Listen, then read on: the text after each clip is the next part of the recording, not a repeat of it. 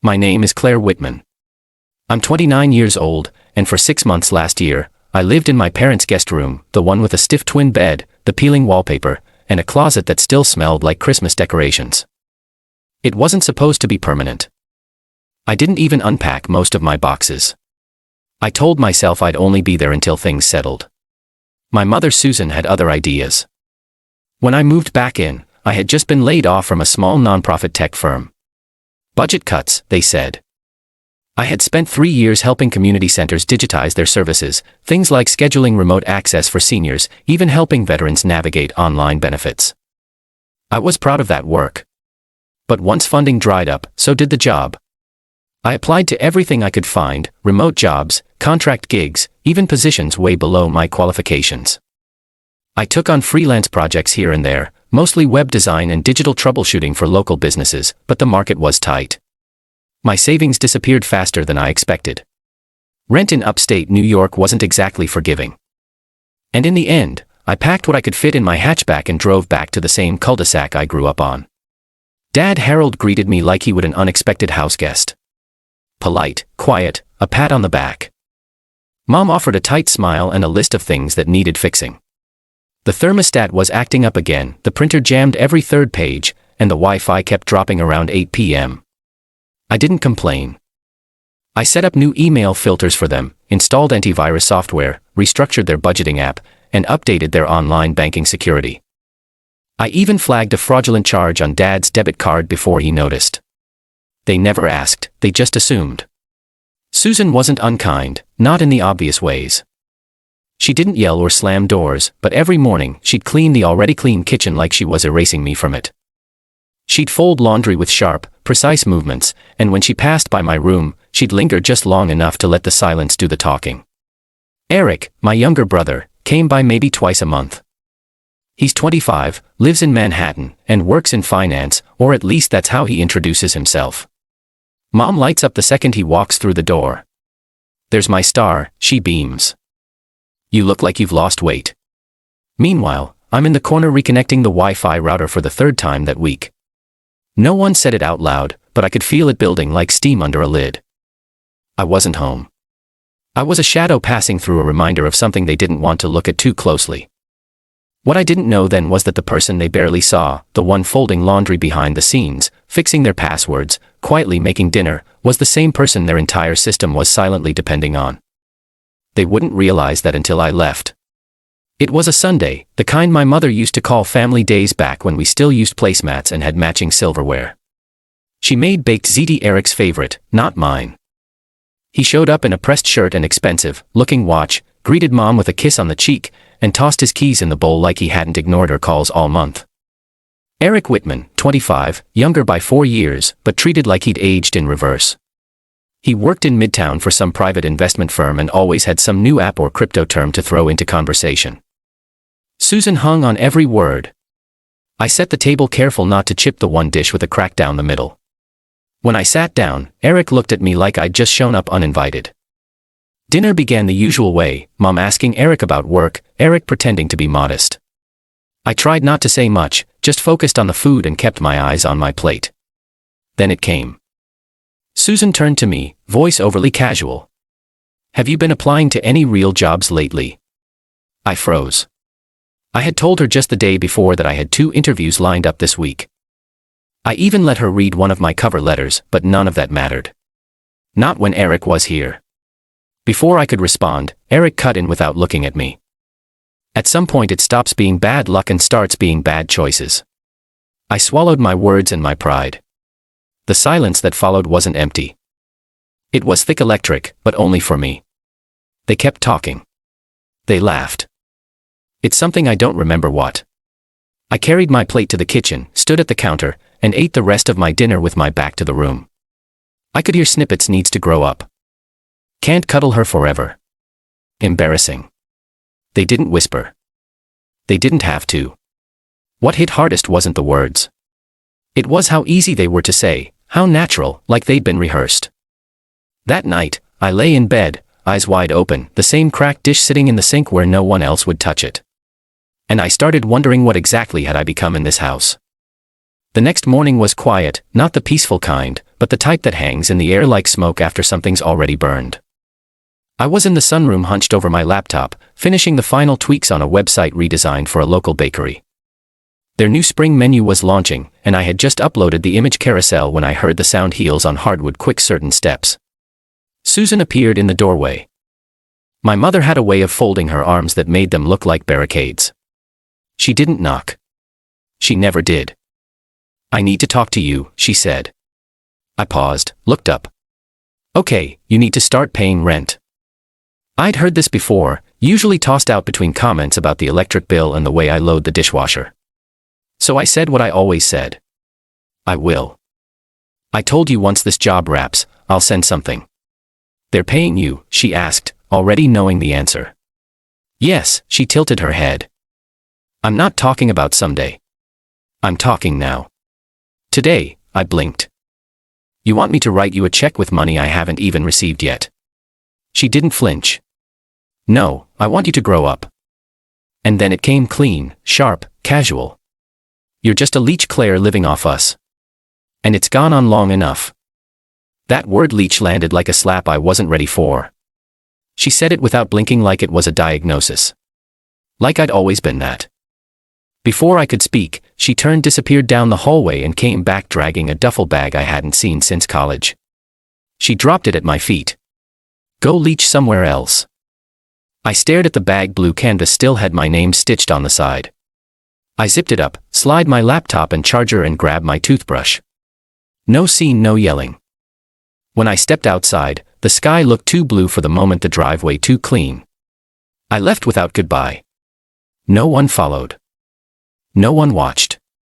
But as I walked to my car, I realized something. I hadn't just been cut out of the household. I'd been erased from it. And not one of them seemed worried about what would happen when I was gone. They should have been. I didn't have a plan. Just a duffel bag, a laptop, and a tightness in my chest I couldn't name yet. The first night I stayed with Lucas, an old college friend who still called me Whitman like we were in a group project. He gave me the pull-out couch and a pair of clean socks. No questions. No pity. Just enough space to breathe. After a few days, I moved into the spare room at Ava's, my ex-girlfriend, the kind of person who still made tea before asking how I was. We hadn't spoken in months. But when I texted, her reply was one word: "Call me." That week felt like drifting between lives that used to be mine. Ava worked evenings at a community health clinic. So the apartment was quiet. I filled the silence with freelance jobs, small sites, repair gigs, whatever came through. It wasn't glamorous, but it was mine. I fixed things, not just websites. I was fixing myself. Then out of nowhere, I got a message on LinkedIn. A recruiter from a nonprofit startup had found my portfolio through a project I'd done for a local art months earlier. They were hiring for a digital systems role, remote, full-time benefits. I interviewed in Ava's kitchen wearing a blazer over sweatpants. 2 days later, I got the offer. It wasn't a six-figure Silicon Valley gig, but it was enough. Enough to sign a lease on a studio apartment with creaky floors, a fridge that hummed too loudly, and sunlight that hit just right. In that first night alone, I sat on the floor with takeout lo mein and a half-charged phone. No silence. No one waiting to tell me who I wasn't. For the first time in years, everything around me was mine. The floor, the ceiling, the air. And nobody could throw me out of it. 3 weeks after I moved into my new place, I was sitting at my desk, barely more than a table with legs, finishing a grant reporting dashboard for the nonprofit. The radiator was hissing, the overhead light flickering slightly, but I didn't mind. Everything in that room, broken or not, was mine. That's when my phone buzzed. Missed call. Harold Whitman. My father. I hadn't heard from him since the night I left. Not a text. Not a "how are you?" I watched the screen go dark, then light up again. Second call. Same name. I let it go to voicemail. A few minutes later, a text came through: "Claire. Why is the bank account frozen?" I stared at it. For a second, I didn't understand. And then I remembered. Back when I was still living at home before I became a leech, Dad had asked me to help modernize their finances. He hated phone menus and paper statements. He gave me access to their joint account so I could set up mobile banking, automate their bills, link their tax filing software, and set recovery protocols. I became the secondary administrator on every system, not to spend anything, just to troubleshoot. That access hadn't been revoked. If anything triggered a lockout, too many failed logins, suspicious activity, they'd need the secondary contact to verify identity. That meant me. I didn't respond right away. I imagined the scene clearly. Susan pacing the kitchen, arms crossed, voice sharp. Harold poking uselessly at the tablet, cursing under his breath, holding the phone too close to his face while talking to customer service. I typed out a reply. Ask the Leech. No emoji. No explanation. Just that. It only took an hour. My phone lit up like a slot machine. 5 missed calls. 3 voicemails. 1 message from Susan. This isn't funny, Claire. Call your father back. We can't pay the credit card. Are you really doing this after everything we've done for you? I didn't answer. I wasn't being cruel. I wasn't playing games. But for the first time in a long time, I had leverage. And I wasn't going to waste it. They showed up on Thursday. I heard the knock before I saw them. My building has this echo, slow, deliberate footsteps that bounce off the hallway walls when someone waits too long at your door. I looked through the peephole and didn't move right away. Susan stood there, my mother holding her purse tight to her chest, like it might shield her from whatever was coming. Harold beside her wore a jacket too light for the weather and a tie that looked like it had been knotted in a hurry. I opened the door. If you're here to yell, don't. They didn't. They walked in without a word, glancing around at the studio like they couldn't quite believe this was where I lived now. It was small, yes, but clean. Light streamed through and hit the stack of paperwork I'd left open on my desk. No one spoke for a full minute. Then Susan cleared her throat. Her voice was softer than I remembered. We need your help. 3 weeks ago, she called me a leech and threw my bag at my feet. Now, she stood in the center of my life, careful not to touch anything. Harold tried to explain, said something about the bank, about the taxes, about how Eric had tried to help, but made it worse. I already knew. I'd seen the alerts. We missed the mortgage payment, Susan added quietly. There are late fees. I looked at her. She didn't look angry. She looked tired. That sounds awful, I said. You must feel really stuck, she nodded, then almost in a whisper. I'm sorry. There was no lecture, no justification, just those 2 words. Harold echoed her slower. We didn't realize how much you were doing. I believed them, partially. I think they didn't want to know. There's a difference. They asked if I would come back, reset the systems, fix everything. They said they'd pay me for my time. That things would be different. I shook my head. I'll help, I said. But I'm not coming back, and I meant it. We spent 2 hours at my desk, Harold on one side squinting at the screen, Susan on the other, arms crossed but silent. I walked them through everything, resetting login credentials, verifying identity through secondary recovery codes, relaying the tax software. I had to call tech support twice, once to confirm a 2-factor code they'd ignored, once to unlock the HSA portal that Eric had accidentally flagged for suspicious activity. Susan didn't say much. Harold muttered under his breath every time a new security question popped up. This is ridiculous, he kept saying, but he answered them anyway. When it was done, I leaned back and looked at them. I'll send over a document outlining every step, and after that, I'm out. Susan frowned. Out. No more admin access, I said.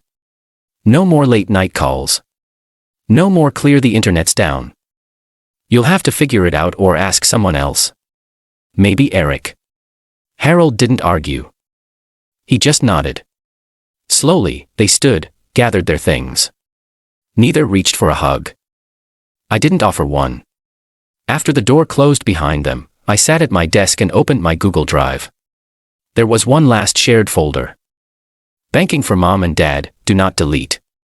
I hovered over it for a moment. Then clicked. Delete. Confirm. Gone. No pop-up asked me if I was sure, and I didn't need it to. For a few days, everything was quiet. Too quiet. I thought maybe that was it. Maybe they'd respected the boundary. Maybe they'd let it go. But families don't really let things go. They just find new ways to spin the story. It started with a Facebook message from Aunt Cheryl. "Hey, sweetie. Heard you moved out on your own. That's so great. Your mom said you've been distant lately. Just wanted to check in. Everything okay?" Then came a screenshot from Trevor, my cousin, on Dad's side. He was in a group chat with some of the extended family. In it, Susan had written Claire's changed. Ever since she got that new job, she's been cold, distant. I don't even recognize her anymore. All I did was ask for help and she acted like I betrayed her. Then Eric, my brother, emailed. He hadn't said a word to me since the account meltdown. Now suddenly, I got 5 paragraphs. "Look, I know there's been tension. But Mom and Dad aren't perfect. Maybe instead of blaming them, you could try being more understanding. You had a rough patch. We all do.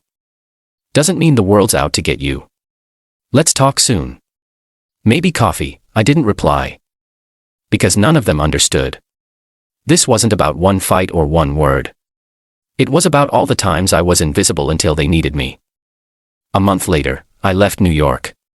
My company offered a relocation bonus to join their West Coast expansion, and I took it without hesitation. Portland felt like breathing. The apartment was small, but the light was soft and no one in the building knew my last name. I joined a local tech meetup, made friends. Once a week, I volunteered at a senior center teaching people how to navigate email, digital banking, two-factor authentication. One afternoon, I sat beside a woman named Marlene walking her through how to reset her Medicare password. She laughed a little embarrassed and said, "You're so patient." I smiled. Patience is all I've ever had. That night, I sent one last email. Subject update. "Hi, Mom and Dad. Just wanted to let you know I'll be relocating to Portland for work. I've removed myself from all financial systems and accounts. I won't be available for tech help going forward. I hope this new chapter gives us all some peace. Claire." No reply. Not even a period. But this time, silence didn't feel like punishment. It felt like freedom. I sat at my desk, opened a blank document, and wrote the first sentence of something new. Something mine. I don't need an apology. I just wonder if I disappeared. Would anyone notice I was the one keeping things running? What about you? Have you ever walked away? And no one asked why? If you've ever been called a burden, just leave a single